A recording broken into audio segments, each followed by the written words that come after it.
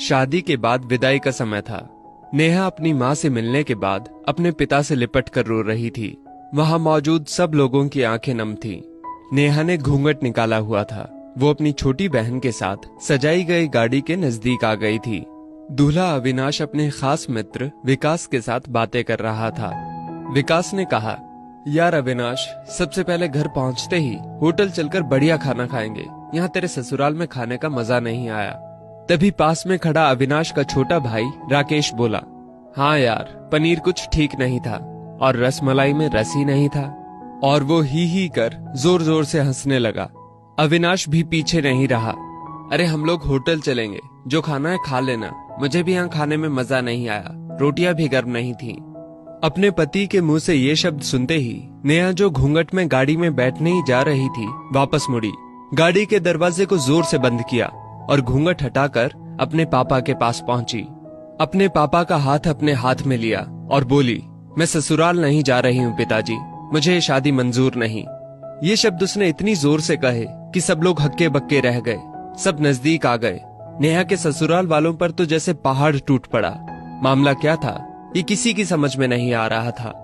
तभी नेहा के ससुर राधे श्याम जी ने आगे बढ़कर नेहा से पूछा, लेकिन बात क्या है बहू, शादी हो गई है, विदाई का समय है, अचानक क्या हुआ कि तुम शादी को नामंजूर कर रही हो? अविनाश की तो मानो दुनिया उजड़ने जा रही थी। वो भी नेहा के पास आ गया, अविनाश के दोस्त भी। सब लोग जानना चाहते थे कि आखिर ऐन वक्त पर क्या हुआ कि दुल्हन ससुराल जाने से मना कर रही है। नेहा ने अपने पिता दयाशंकर जी का हाथ पकड़ रखा था।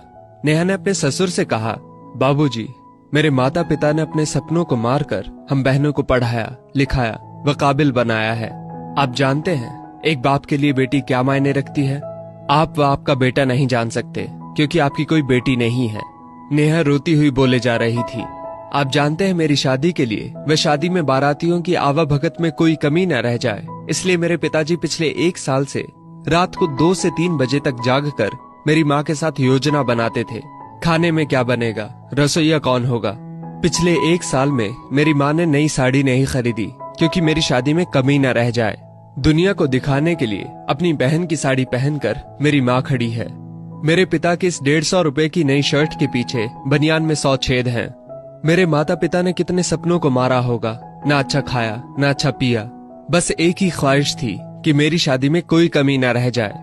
आपके पुत्र को रोटी ठंडी लगी, उनके दोस्तों को पनीर में गड़बड़ लगी व मेरे देवर को रसमलाई में रस नहीं मिला। इनका खिलखिलाकर हंसना मेरे पिता के अभिमान को ठेस पहुंचाने के समान है। नेहा हाँफ रही थी। नेहा के पिता ने रोते हुए कहा, लेकिन बेटी, इतनी छोटी सी बात। नेहा ने उनकी बात बीच में ही काटी और बोली, ये छोटी सी बात नहीं है पिताजी, मेरे पति को मेरे पिता की इज्जत नहीं। रोटी क्या आपने बनाई, रसमलाई, पनीर, ये सब केटर्स का काम है।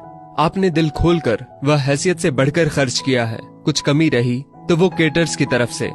आप तो अपने दिल का टुकड़ा अपनी गुड़िया रानी को विदा कर रहे हैं। आप कितनी रात रोएंगे क्या मुझे पता नहीं। माँ कभी मेरे बिना घर से बाहर नहीं निकली, कल से वो बाजार अकेली जाएंगी, जा पाएंगी। जो लोग पत्नी या बहू लेने आए हैं वो खाने में कमियां निकाल रहे हैं। मुझ में कोई कमी आपने नहीं रखी। ये बात इनकी समझ में नहीं आई। दयाशंकर जी ने नेहा के सिर पर हाथ फिराया। अरे पगली, बात का बतंगड़ बना रही है। मुझे तुझ पर गर्व है कि तू मेरी बेटी है, लेकिन बेटा, इन्हें माफ कर दे। तुझे मेरी कसम, शांत हो जा। तभी अविनाश ने आकर दयाशंकर जी के हाथ पकड़ लिए। मुझे माफ कर दीजिए बाबूजी, मुझसे गलती हो गई। मैं उसका गला बैठ गया था, रो पड़ा था वो। तभी राधे श्याम जी ने आगे बढ़कर नेहा के सिर पर हाथ रखा। मैं तो बहू लेने आया था, लेकिन ईश्वर बहुत कृपालु है, उसने मुझे बेटी दे दी। वह बेटी की अहमियत भी समझा दी। मुझे ईश्वर ने बेटी नहीं दी, शायद इसलिए कि तेरे जैसी बेटी मेरे नसीब में थी। अब बेटी, इन नालायकों को माफ कर दे। मैं हाथ जोड़ता हूँ तेरे सामने, मेरी बेटी नेहा मुझे लौटा दे। और राधे श्याम जी ने सचमुच हाथ जोड़ दिए थे। वह नेहा के सामने सिर झुका दिया। नेहा ने अपने ससुर के हाथ पकड़ लिए। बाबूजी, राधे श्याम जी ने कहा। बाबूजी नहीं, पिताजी। नेहा भी भावुक होकर राधे श्याम जी से लिपट गई थी। दयाशंकर जी ऐसी बेटी पाकर गौरव की अनुभूति कर रहे थे। नेहा अब राजी खुशी अपने ससुराल रवाना हो गई थी।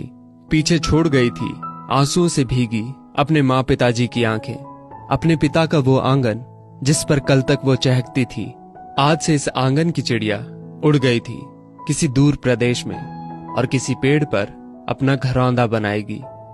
एक बेटी माँ बाप का अभिमान व अनमोल धन होती है, पराया धन नहीं।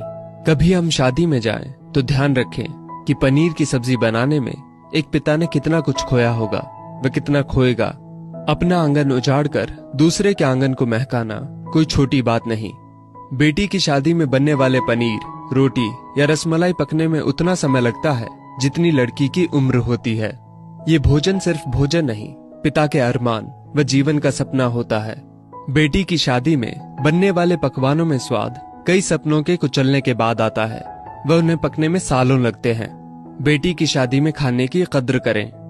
दोस्तों, इस वीडियो को लेकर आपकी क्या राय है, नीचे कमेंट करके जरूर बताइएगा। और अगर आपको ये वीडियो अच्छी लगी हो तो इस वीडियो को लाइक करिएगा, शेयर करिएगा ज्यादा से ज्यादा लोगों तक। और ऐसी ही और भी इंस्पिरेशनल वीडियोस के लिए सब्सक्राइब करें हमारे YouTube चैनल को और Facebook पर फॉलो करें हमारे पेज को। धन्यवाद।